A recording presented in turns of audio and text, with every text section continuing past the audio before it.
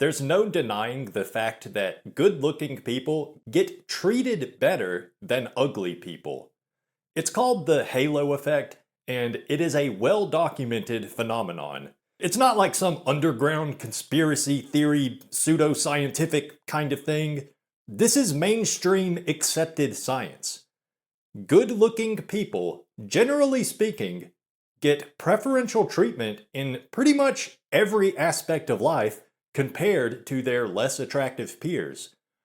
And I know I'm not exactly saying anything controversial here, but I think a lot of people actually underestimate just how much of a difference there is between how an attractive man is treated compared to even an average-looking man.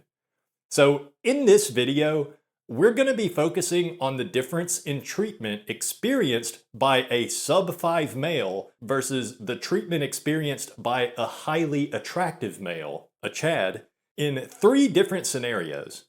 By the end of this video, you might just have a better idea of how you stack up looks-wise.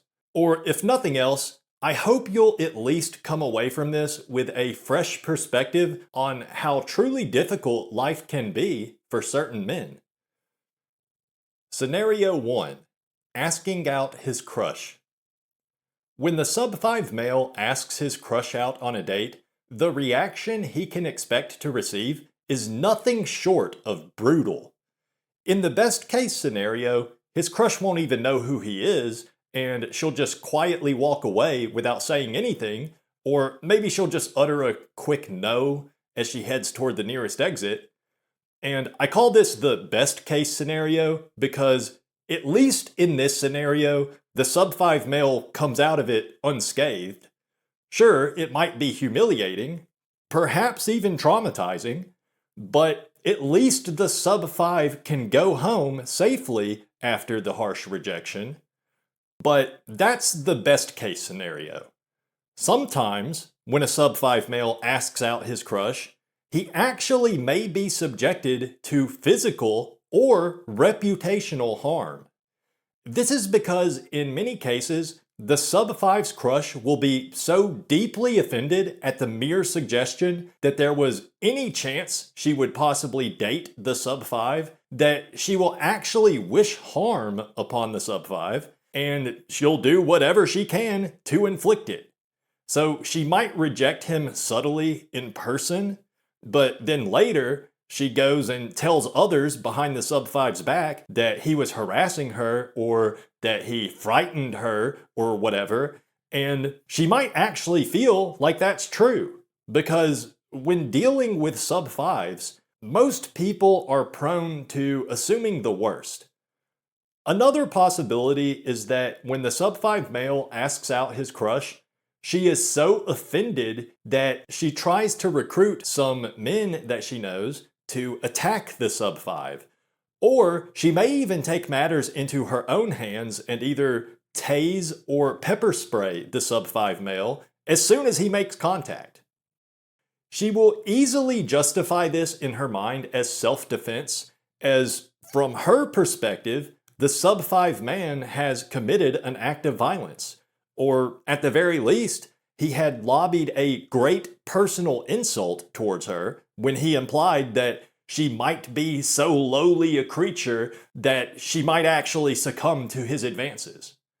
So from the crush's perspective, mere rejection might not be enough. If she does not defend herself in an outward manner, then any witnesses to the sub-5's approach might mistakenly think that she actually is close to the sub-5's level in terms of sexual market value, or SMV. So she does what she has to do in order to protect her own reputation. And that brings up an important point. One commonality you'll see throughout this video across multiple different scenarios is that people oftentimes take great personal offense anytime the sub-5 positions himself as an entity worthy of human respect. Even just associating with the sub-5 male as a peer is not something that many people are willing to do, because they fear doing so will drag them down to the sub-5's level. And unfortunately, it's just a natural response. We humans are social animals, and thus we naturally guard our reputations with our lives. And typically, when you see any two random people interacting in a friendly manner, you're probably going to automatically assume that those two people are in the same social class or close to it. Or perhaps that they have a similar SMV or something of the sort. Thinking about it logically, it doesn't really make any sense, but when a sub-5 male approaches a woman, it is highly likely that that woman will believe that if she is not noticeably rude to the sub-5, then she herself is accepting sub-5 status for herself, as if she would be forced to match the man's status just because she was nice to him. So, asking out your crush as a sub-5 male, it's not just a simple matter.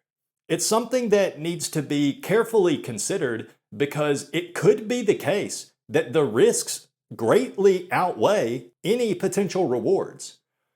Also, after the sub-5 male asks out his crush, she might, in some cases, take to social media to publicly shame the sub-5 male. This is a secondary measure just to try to ensure that everybody knows that she is of higher station than the sub-5. And she might even do this in a way that could be played off as a joke, but either way, it's a huge risk for a sub-5 male to ask out his crush because she certainly could do much worse than just saying no. But for Chad, the highly attractive man, there's very little risk involved in asking out his crush. In fact, the risks are virtually non-existent, and the potential for reward is great. When a woman gets asked out by Chad, she feels intense excitement. She will likely have a rush of adrenaline, and she will feel anxious but honored, as if she had been selected to win the Nobel Peace Prize or something. Assuming the woman is single, she will undoubtedly agree to go out with Chad, even if she's never met him before. And even if she is not single, in many cases, a woman will still agree to go out with Chad, and she might even lie about her marital status if she feels she has any chance of getting into a long-term relationship with this Chad. When Chad asks out his crush, depending on the setting, the woman might attempt to prolong the interaction as much as possible in hopes that as many people witness the interaction as possibly could. Because in the same way a woman will fear associating with the sub-5 man because she is afraid of harming her own reputation, the woman will want to be seen interacting with Chad because she feels that might raise her own status. On top of that, just like how a woman might take to social media to publicly shame any sub-5 men that try to ask her out, when Chad asks her out, she might use social media to make sure all of her friends and family know that Chad has chosen her. Typically, this might be something like she comments on one of Chad's Instagram posts like, "Hey, I've seen you wearing that shirt."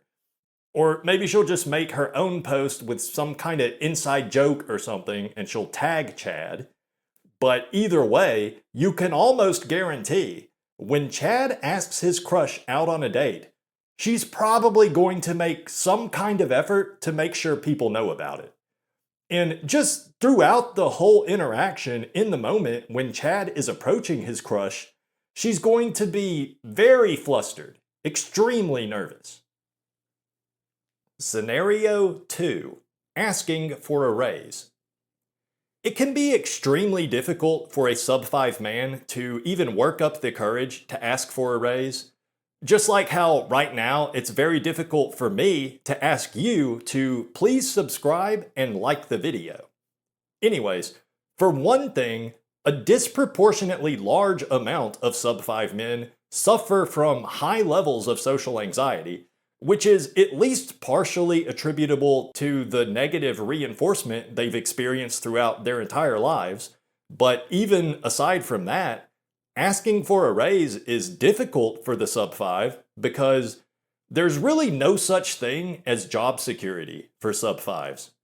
Sub5 men face an uphill battle just trying to find a job in the first place, so when a Sub5 man does manage to land a decent job, he's gonna be hesitant to do anything that could rock the boat. I know the conventional advice is that it never hurts to ask for a raise. The worst they could do is say no, but conventional wisdom often does not apply to Sub5 men. As soon as the Sub5 man even emails his supervisor to try to set up a meeting so they can talk about it, his supervisor will already be upset with the Sub5 for daring to have the audacity to propose a meeting in the first place. If it was anyone else, it would be fine, but the supervisor is likely to take it as an insult coming from a lowly Sub5 goblin.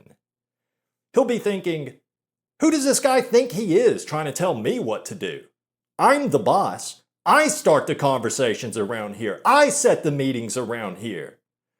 Think of it like this. If you were a manager at your workplace and your worst performing employee tried to set up a meeting to ask for a raise, you might be at least a little bit perturbed, right? I mean, doesn't he know that he sucks at the job? Well, because the Sub5 man is so unattractive, his fellow coworkers and supervisors are more likely to underestimate the quality of his work. Because not only is the halo effect a well-documented effect, there's also the opposite of the halo effect, which we could call the phalo effect, wherein unattractive people are treated relatively poorly and they are never given the benefit of the doubt in most situations. So before even asking for a raise, the Sub5 man has all the cards already stacked against him. So how this plays out? Well, obviously he's not very likely to actually get what he's asking for, and he'd be extremely lucky to receive any kind of concessions at all, even if he objectively deserves a raise. Because remember, due to the opposite of the halo effect, the Sub5's supervisor is not able to accurately assess the Sub5's performance. Every thought or analysis the supervisor has pertaining to his Sub5 employee's performance, it's all going to be tainted by his visceral disgust over the Sub5's appearance. The Sub5 man, by asking for a raise, he's not really doing himself any favors. His higher-ups and peer-level coworkers alike will most likely feel as though the Sub5 man is asking for too much, egregiously so, or they might feel that he's skipping his turn, so to speak, and they might actually take offense to the notion that this hideous man actually thinks he's worth more than what they're already paying him. So, for a Sub5 man, asking for a raise can actually lead to some negative repercussions, including termination in the worst case. But if the Sub5 man does actually get what he wants, and he does get that promotion, it's going to cause all of his peer-level coworkers to resent him. They won't see him as being worthy of a higher pay rate, and they'll just feel like some kind of injustice has occurred. So in the best case scenario, a Sub5 man might get the raise he requested, but if he does, his work life is going to become just extra miserable as all of his coworkers will be against him. The highly attractive man, Chad, usually does not need a raise as badly as the Sub5 man because Chad regularly receives the maximum allowable raise each year already just as a result of his phenomenal performance reviews. Because unless he just really, really sucks at his job, Chad has the halo effect going for him, so people are likely to overestimate his performance. And on top of that, everybody likes Chad. They like being around him. He makes the ladies feel tingly, and he makes the fellas feel special. Like they finally got a cool friend. So nobody wants to do anything at all to jeopardize what they've got going with the workplace Chad. So when Chad asks for a raise, he usually gets it. He might not always get as much as he's asking for, but they're definitely going to try to work something out. He's going to get some benefit out of it most of the time. They just don't want to lose him. They couldn't stand to screw it up and have Chad move on to some other company. He's the heart of the corporation. This is a sensitive situation. Chad wants more money, and gosh darn it, we'd be lost without Chad. So he gets the raise. Scenario 3. Stopping to help a woman change a tire. It is a natural thing to want to help your fellow humans in need. From an early age, most people are taught that society only functions as well as it does because so many people are willing to help those who are in need. Especially in the Western world where Judeo-Christian values reign supreme, the golden rule is seen as a must. You must do unto others as you would have others do unto you. That is the hallmark of what being a good person is. So, like anybody else, when a Sub5 man sees a woman stranded on the side of the road with a flat tire, he might stop to help. Because, he's probably thinking, well, if I was stranded and I didn't know what to do, I would want somebody to stop and help me. So he pulls over to give this stranded woman a hand, and he gets out of his car and he changes her tire, and she smiles and says, "Thank you kindly, sir." And they both go on their merry way. Psych! See, one thing to know about Sub5 men is these guys never get the benefit of the doubt. When a woman sees an ugly Sub5 man looking in her direction, her natural response is fear. And you can't even blame her for that. It's just an instinctual response. Fear and disgust. And the thing you need to know about women that are stranded on the side of the road with a flat tire, that's a situation that estrogen is just not designed to handle. Being stranded is a situation that requires testosterone.